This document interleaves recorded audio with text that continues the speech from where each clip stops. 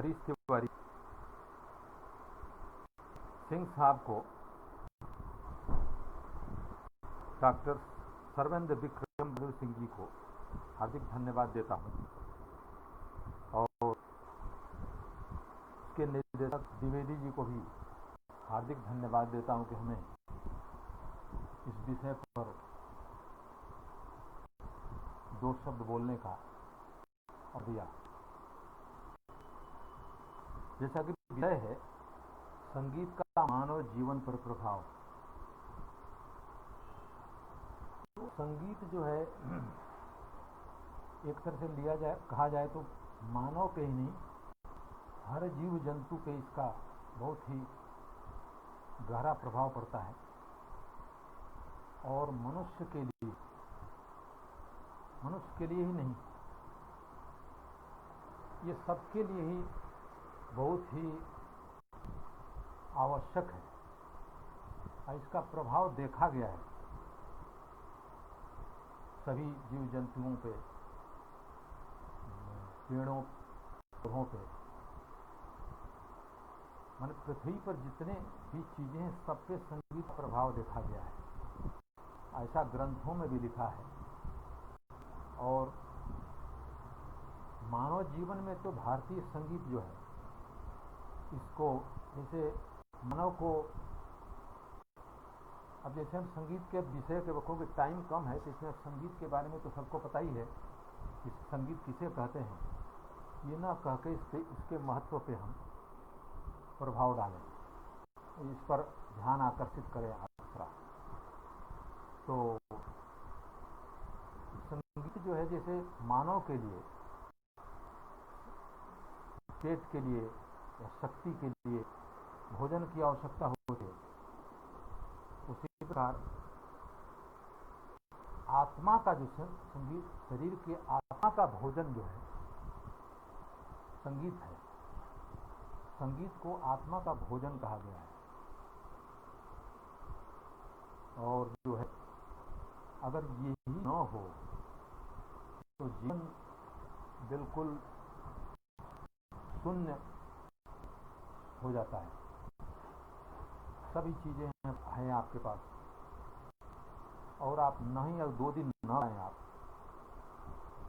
तो कोई भी व्यक्ति ये बोले कि हमें संगीत पसंद नहीं है तो हो ही नहीं सकता।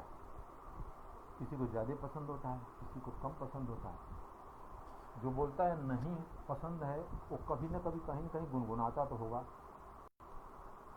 या बाथरूम में ही गाता होगा। तो इसलिए संगीत जो है मानव जीवन में बहुत ही महत्वपूर्ण है और ये आज से नहीं प्राचीन काल से ही हम तो इस विषय रिसर्च किए हमने तो इसमें ये था वेदों में संगीत कैसे था, वैदिक काल में संगीत कैसे था, उसके पहले कैसे था। उसके पहले का तो कल्पना से हम जोड़ सकते हैं। संगीत जो है मनुष्य जब बहुत होता है तो अनायास ही कुछ गाने लगता है। दुखी अवस्था में गाना नहीं निकलता। इसलिए जब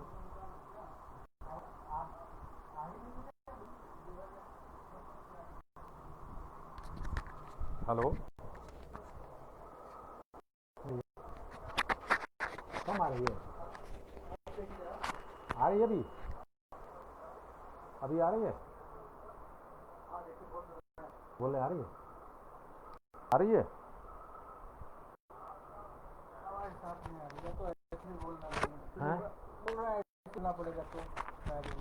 ऐसे ही। हेलो हेलो आ रही है ना? हाँ तो कहाँ तक बिल्कुल नहीं आवाज आ रही थी। हाँ तो आवाज थोड़ी थोड़ी आ रही होगी। ठीक है। तो मैं कहाँ पे था, ये तो बात है भूल गया।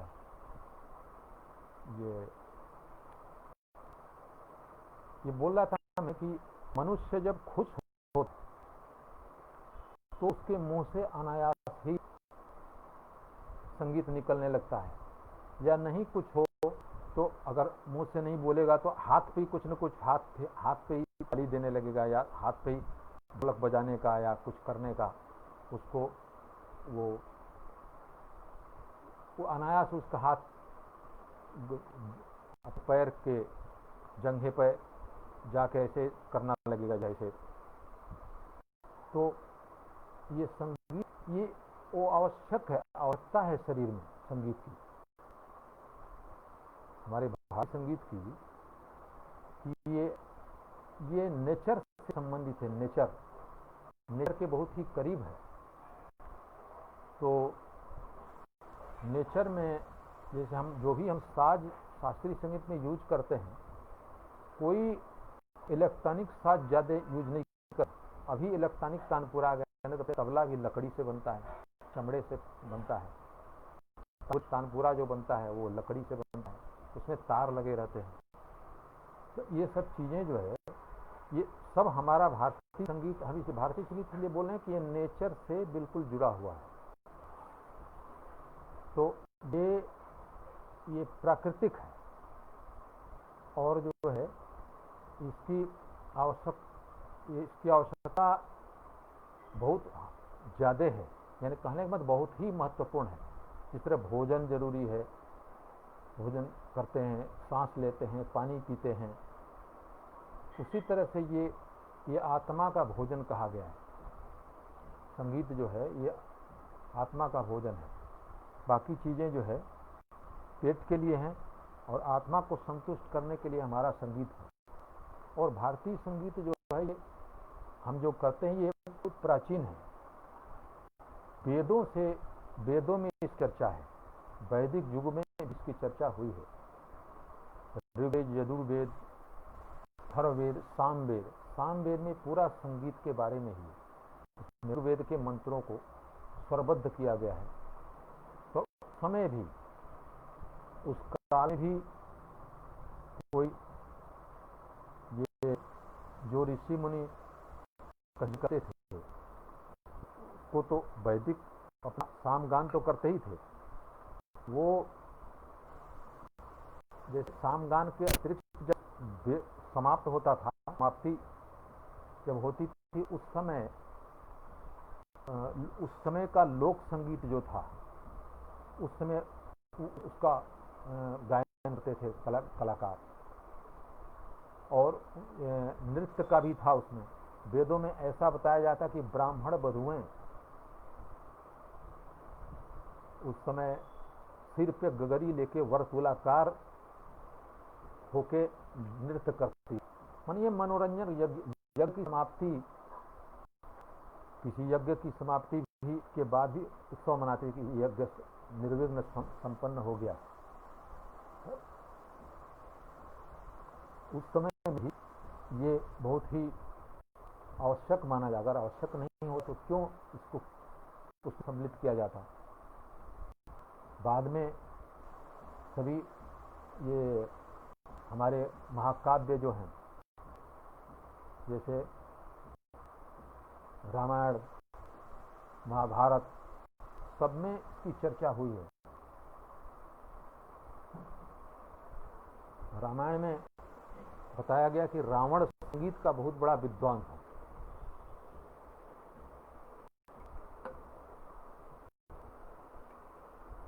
वो वीणा बजाता था। बाकी में सब चीज में दक्ष होने के कारण सभी चीजों में, जैसे युद्ध में दक्ष, वेद में दक्ष, सभी चीजों में पंडित। उसके साथ संगीत का भी ज्ञान था। उसमें लिखा गया है कि वीणा, उस समय प्राचीन काल में वीणा वाद्य जो था, वीणा वो प्रसिद्ध था, वो उसको बजाते थे। उसमें कई जगह चर्चा अक्सर उसमें रामायण के में आई है कई जगह, जैसे कि सुकंधा पर्व, ये सुग्रीव के दरबार में नृत्य होता था, समय भी ऐसा वर्णन है। महाभारत काल में भी वर्णन है। महाभारत काल में बताते हैं कि अर्जुन जो है में शिक्षा देते थे देश की पुत्री को। ये चीज़ें हर जगह हर काल में ये अब महत्वपूर्ण नहीं होता, तो क्यों इसको वो करते लोग, इसकी आवश्यकता नहीं होती। और आज हम जो ये आज के आधुनिक समय में भी हम मनोरंजन के लिए टीवी देखते हैं, मोबाइल पे गाना चला के देखते हैं। इसके पहले जब ये मोबाइल नहीं था, पिक्चर में लोग जाते थे। एक महीना अगर हो गया भाई पिक्चर देखे, एक महीने में चलो अब चल के हॉल में पिक्चर देखें, संगीत सुने। गांव में भी लोग लोकगीत गाते हैं, इसमें लोग बैठक होती है। स्कूलों में भी हर सांस्कृतिक अवसर पर, हर सांस्कृतिक कार्यक्रम पे संगीत का भी कार्यक्रम रखा जाता है। 15 अगस्त, 26 जनवरी, बसंत पंचमी, उसमें जो है ये इसलिए कि ये बहुत ही आवश्यक अंग है। ये इसके बिना आप कुछ कर नहीं सकते। तो इसकी जो है चर्चा, जैसे ये आज से, जैसे मैं कुछ आपको ध्यान दिलाना चाहूँगा कि हम अभी भी हम जो भारतीय संगीत गा रहे हैं, ये हम वेद को देखते हुए गाते हैं। तो जो भी इसमें कर रहे हैं वो सब वेदों में लिखा हुआ है, हम नया नहीं कर रहे हैं। अगर कुछ नया कर रहे हैं तो भी हमको अगर ध्यान से उसके पीछे जाएंगे तो पता लगेगा कि वेदों में इस चीज़ को हमने लिया यहाँ। अब वेदों में जैसे हमारा भारतीय संगीत है, हम राग गाते हैं, उसमें जो है सबसे पहले तो वैदिक काल में जो ये आपका साम गायन था, उस समय के लोक धुन पे आधारित था। सबसे प्राचीन लोक संगीत है। लोक संगीत से ही वेदों में आया ये, क्योंकि वेदों की ऋचाओं को उस समय पे प्रचलित लोक धुन में ही उसको लिपिबद्ध कर जाता था। उस समय क्या धुन थी। और जो है वेदों में ये भी है, जैसे हम आज के समय में हम अपने भारतीय संगीत, शास्त्रीय संगीत की बात करना चाहें, क्योंकि हम शास्त्रीय संगीत गाते हैं, शास्त्रीय संगीत बोलते हैं, उसके बाद ठुमरी गाते हैं, भजन गाते हैं। तो रागदारी संगीत हमारे बहुत ही कई नियम हैं, इसमें ये आरोह होना चाहिए, अवरोह होना चाहिए। उसी प्रकार एक नियम ये भी है, ये राग इस समय ही गाना चाहिए। हर समय का हमारे उसमें राग बने हुए हैं। जैसे प्रातःकालीन जो राग गाएंगे वो दोपहर में ही गाएंगे। प्रातःकालीन में उसमें भी सुबह से दोपहर तक जो राग बना है, जब दोपहर आएगा दोपहर में अलग राग हैं, सायंकालीन राग अलग हैं। तो ये चीजें जो ये वेदों में बहुत सारा एक जगह है जिसमें एक सवन संज्ञा लिखी हुई है। सवन संज्ञा, सवन नाम से एक शिक्षक है, उस पर पढ़ने पे पता चलता है उसमें जब यज्ञ होता है वनस्पतियों को कूट कर, यानी उसमें तो लिखा है कि सोम को कूट कर सोम रस उत्पन्न किया जाता था। तो हमारे ख्याल सोम का मतलब वही वनस्पतियां होंगी, उनको कूट करके सोम रस उत्पन्न किया, सोम रस जैसे बनाते हैं, उससे निकाला जाता था और उसको आहुति दी जाती थी। तो 3 टाइम था ये सवन, 3 टाइम ये आहुति दी जाती थी, प्रातः काल और मध्य काल और सायंकाल। प्रातः काल में जो ये क्रिया होती थी सवन की, वनस्पतियों को कूट कर, तो उसमें मंत्र का उच्चारण होता था। मंत्र का उच्चारण करने के बाद उसको कूटते वक्त जो है मंत्र का उच्चारण करते थे और जो है उस निकाल के उसको उसमें आहुति देती थी। और प्रातः मध्याह्न काल में, दोपहर में भी था। तो हर समय अलग अलग मंत्र थे। तो प्रातः काल में जो होता उसको प्रातः सवन बोलते थे, और मध्याह्न काल में जो होता उसको मध्याह्न सवन बोलते थे। सायंकाल में जो होता था सायं सवन बोलते थे। तो हमारा जो संगीत का जो समय बना है, हम ये राग इस समय गाएंगे, ये बीज रूप वहीं से निकला है। ये सवन संज्ञा जो वहीं से इसका बीज रूप निकला है। और इसके अतिरिक्त जो है उसमें हर समय के साम थे। जैसे साम गान में कई तरह का, जैसे हम राग बोलते हैं ये राग, तो उसी तरह से ये साम थे, कई नामों पे साम थे। किसी ऋषि के नाम से साम हो गया, या कुछ जैसे रथंतर साम, बृहत साम, बैरूप साम, ऐसे अलग अलग साम थे। तो रथंतर साम जो था बसंत ऋतु में गाया जाता था, और बैरूप साम जो है वर्षा ऋतु में गाया जाता था। तो उसी प्रकार जैसे हम बसंत ऋतु बसंत गाते हैं, बाहर गाते हैं, तो उस समय जो ये रथंतर साम ये बसंत में ही गाया जाता था, उसको और ऋतुओं में नहीं गाते थे। और ये हमारा जो है बैरूप साम जो था, इसको जो है ये वर्षा ऋतु में गाते थे। वर्षा ऋतु में जैसे हम आज मल्हार के प्रकार गाते हैं, या लोक संगीत वाले लोग जो है ये कजरी गाते हैं, तो या सैनिक क्लासिकल वाले लोग कजरी गाते हैं, या हम रागदारी संगीत गाने वाले लोग राग मल्हार के जितने भी कार हैं सब वर्षा ऋतु में गाते हैं।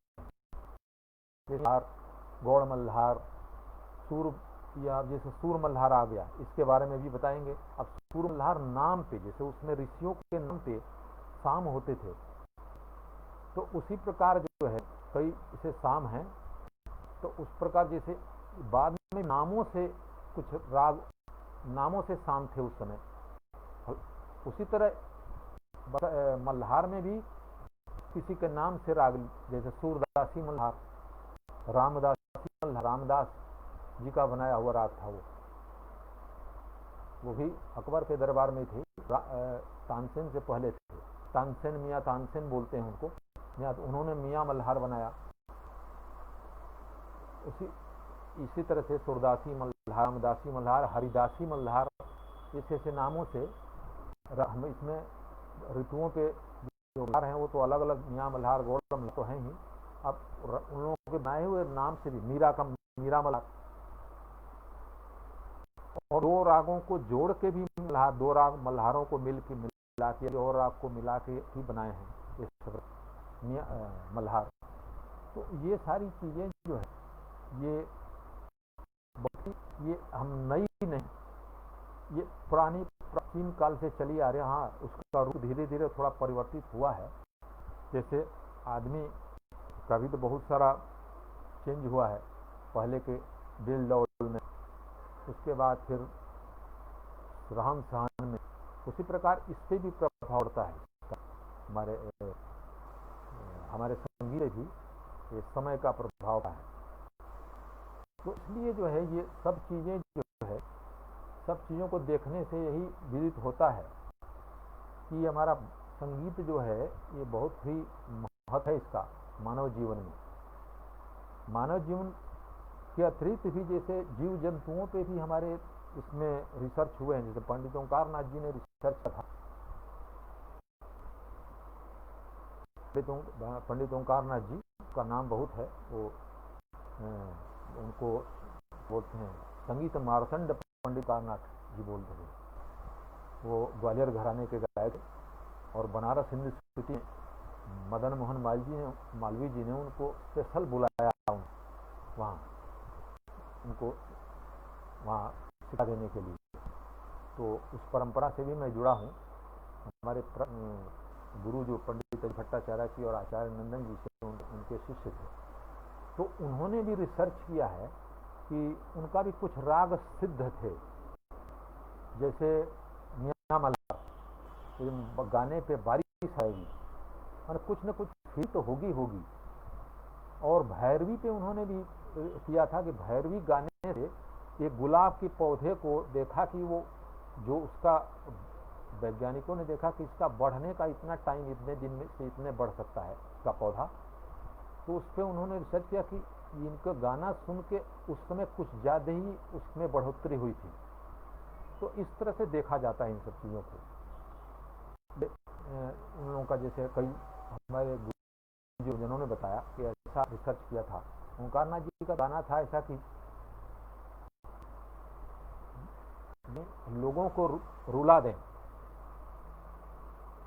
फिर लोगों को खुश कर दें उधर, तुरंत रोना तुरंत हंसाना भी, ऐसे उनके गाने में ये बात थी।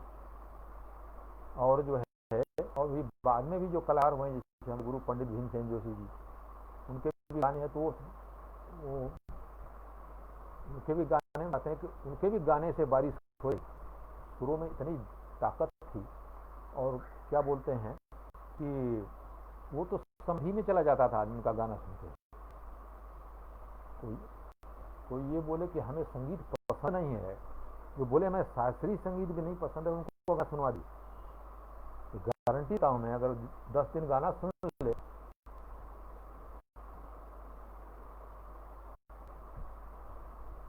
10 अगर गाना सुन ले तो फिर उसको दूसरा कोई संगीत अच्छा नहीं लगेगा।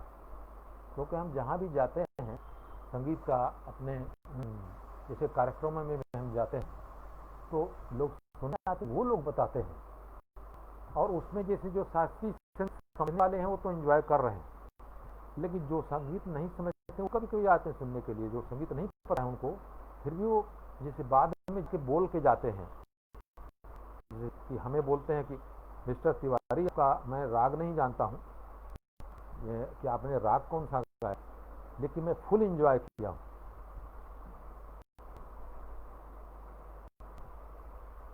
तो ये जो है ये हमारे भारतीय संगीत का ही वो है, सीखी है उसकी कि अगर हाँ ये है कि ये हमारा भारतीय संगीत जो है तो सुनने के बैठेंगे कोई जल्दीबाजी में नहीं बैठे, हमारा जल्दीबाजी का सब्जेक्ट नहीं, इसमें इत्मीनान से रखना पड़ेगा, आपको कुछ समय देना पड़ेगा, आस्था विश्वास, हमारा ये सब्जेक्ट आस्था विश्वास भरपूर है, पूरी आस्था भरी हुई है इसमें, नास्तिक आदमी के लिए नहीं है ये, और देशद्रोहियों के लिए भी नहीं है, जो देशद्रोही हैं उनके लिए भी नहीं है ये भारतीय पूरा भारतीय संगीत, मैं बोल रहा हूँ बार बार भारतीय संगीत, इसमें भारतीयता होगी, वही इसको बखूबी गा सकता है, वही उसको अच्छी तरह सुन सकता है। इसको देश से ही जब प्यार नहीं है तो क्या करेगा। और यहाँ भारतीय संगीत प्रेम का भूखा है, इसको गाने के लिए भी प्रेम गाना पड़ता है, और श्रद्धा भक्ति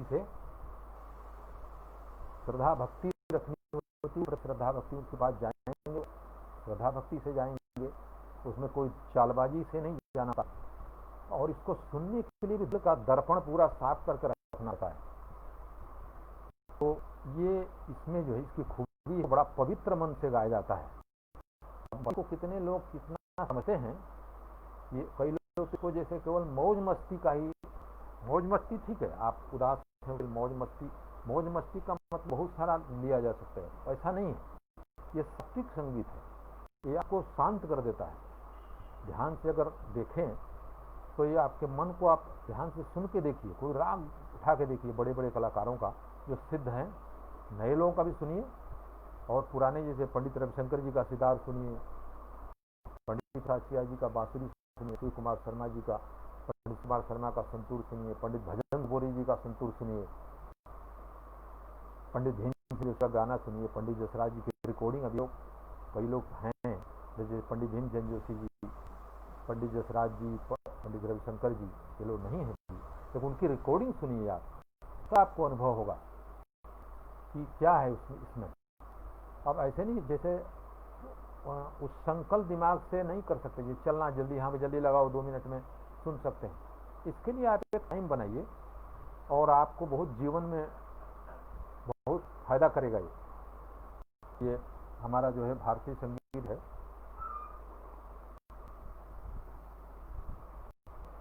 ये आपको बहुत आनंदित करेगा, और इसका जो असर है वो स्थायी असर है, ये नहीं कि तुरंत ये, क्योंकि हमारे संगीत में ऐसे ऐसे कलाकार हुए हैं, जैसे मेरे गुरुजी का पंडित भीमसेन जोशी का गाना सुनेंगे आप, तो ऐसा नहीं कि आए और दिमाग से उतर गया, कम से कम 10-15 दिन उसका फ्लेवर दिमाग में रहता है। तो ये ईश्वर की कृपा जब होती है तो वही उस कलाकार पे है, उसके गाने में ये बात पैदा होती है, उसका गाना सुन के आप जाएंगे, इतनी साधना किया है, वो साधना है उसके गुरु, और साधना करने के बाद ईश्वर आशीर्वाद देते हैं, अगर सात्विक भावना से आप साधना करें तो ये सारी चीज़ें हैं इसमें। तो ये आनंद जो आपको देगा, ये स्थायी आनंद प्रदान करता है हमारा शास्त्रीय से भारतीय संगीत। तो ये इसकी सभी विशेषताएं हैं। और समय कम है, और अब समय भी शायद आने ही वाला है, शायद कुछ समय 1-2 मिनट और हैं इसमें। तो ऐसा मेरा जानना है कि भारतीय संगीत का मानव जीवन में बहुत ही महत्व है। अब इसको बयां नहीं किया जा सकता है कि शब्दों से कि कितना महत्व है इसका। हमारे संगीत में अगर संगीत देखेंगे तो गायन, वाद्य, नृत्य, तीनों तब मिल के संगीत बनता है। तो तीनों चीज़ें, गाना सुनिए, डांस भी देखिए, डांस में भी बहुत सारा है, कथक है, भरतनाट्यम है, अब कथक में भी कई घराने हैं, और वाद्यों में तार, तबला है। ये सब चीज़ें आप सभी सुने और उसका आनंद लें। और क्योंकि ये भारत में रहकर भारतीय संगीत आप नहीं सुन रहे हैं, रागारी संगीत नहीं सुन रहे हैं, तो फिर तो कोई भारत से देशभक्ति अगर है अगर आपके अंदर, तो जो है इसको सुनिए और इसका आनंद लीजिए। और हमारा पहले एक बहुत महत्वपूर्ण बात बता रहा हूँ, जैसे ये यूपी है ना, यूपी का ही, उत्तर प्रदेश का ही है ना ये। तो उत्तर प्रदेश और बिहार में जो भाषाएं बोली जाती हैं, लोक भाषाएं, हमारे शास्त्रीय संगीत जितनी बंदिशें, चाहे वो कर्नाटक का कलाकार हो या बंगाल का कलाकार हो या मद्रास का कलाकार हो, उसी बंदिश को गाता है। और सभी बंदिशें लगभग भोजपुरी में है। अवधी, ब्रजभाषा और भोजपुरी में भोजपुरी के बहुत सारे शब्द प्रयोग हैं। गइलबा हैं, उत दिनन से, ये जो उसमें प्रयोग हुआ है, और इसका भी अगर कभी समय मिलेगा तो इसका प्रयोग किया गया है भोजपुरी भाषाओं का उसमें संगीत में। तो भोजपुरी भाषा जो है, इसमें सांगीतिक तत्व हैं। कई भाषाएं खड़ी की हैं, सीधे सीधे बोलते हैं। इसमें जो है ऐसे घुमावदार है, जैसे हम बात करते हैं संगीत की, जैसे किसी से बात करते हैं, बोले कहाँ जा रहे हैं, अब कोई ऐसे बोलेगा सीधे कहाँ जा रहे हैं या कहाँ जा रहे हो, ऐसे सीधे बोलेगा। लेकिन अपने यहाँ जब कोई आदमी बोलेगा कहाँ जा रहे हैं, ये कितना आंदोलन है, कहाँ जा रहे हैं, अरे कहाँ से आ रहे हैं। ये जो है, ये जो बीच में आ रहा है नहीं, ये सब सांगीतिक तत्व हैं, सब नीड़ है, गोलाई है। इसलिए ये अब हम ही उत्तर भारत में रह के और बिहार में रह के शास्त्रीय संगीत नहीं सुनते हैं। बिहार में बहुत अच्छे सुनने वाले लोग हैं, लेकिन यूपी में ये उदासीनता है इस मामले में। केवल बनारस में, लखनऊ में है सुनने वाले, बाकी जगह पे नहीं है। शास्त्रीय संगीत आते हैं बंद कर देंगे, ठुमरी आते बंद कर देंगे, तो खाली लोकगीत सुनेंगे। ठीक है, लोकगीत भी सुनिए, ये भी समझिए कि भारतीय संगीत है हमारा भारत, जो ये प्राचीन काल से चला आ रहा है, और ये जब तक रहेगी दुनिया तब तक रहेगा। तो ये चीज़ है इसमें। देखिए इसमें क्या कमेंट क्या आ रहे हैं, तो यही, ये क्या बोलते हैं, सागर बताइए। इसमें कमेंट कहीं कुछ आ रहा है, क्या लिखा हुआ है, किस तरफ आगा होती है, क्या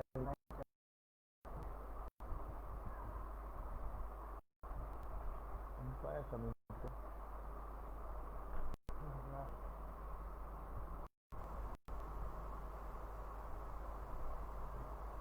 कोई खास कमेंट नहीं मिला है,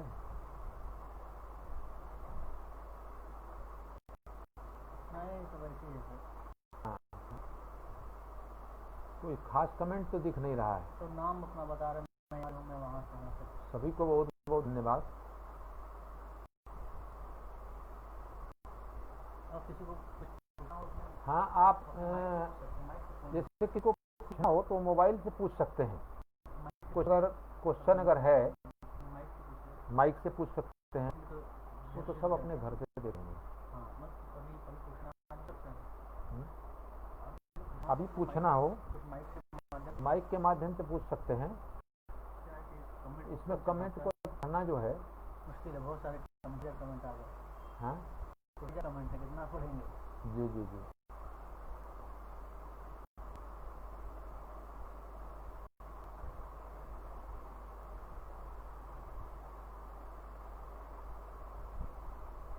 क्या है देवेंद्र प्रताप? गुड आफ्टरनून, अपना नाम बता रहे, मैं यहाँ तो कुछ खास क्वेश्चन क्वेश्चन तो नहीं, कुछ नहीं है। ठीक है ठीक है ठीक है। तो ये सभी चीज़ें बातें ने बताई, कोशिश की।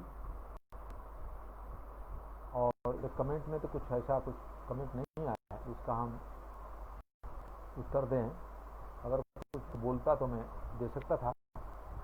तो सभी को बहुत बहुत धन्यवाद। और सभी जो मैं इस विषय में बातें किया हूँ उस पर कुछ परसेंट भी अगर इसको होती है तो बहुत ही लोगों को लाभ होगा। ये सभी बातें हैं और स्टूडेंट के लिए भी बहुत अच्छी हैं, क्योंकि जैसे स्टूडेंट भी एग्ज़ाम देने के टाइम इतने जो है वो हो जाते हैं, परेशान हो जाते हैं कि बहुत ज़्यादा तबीयत खराब हो जाती है या कुछ करते हैं।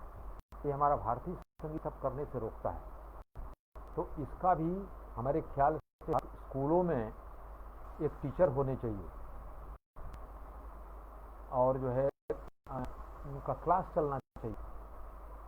ऐसी व्यवस्था हो उत्तर प्रदेश शिक्षा विभाग के तहत तो भारतीय संगीत के लिए भी अच्छा होगा और क्या बोलते हैं सभी इससे लाभान्वित होंगे। तो इसी सब के साथ में इन्हीं विचारों के साथ मैं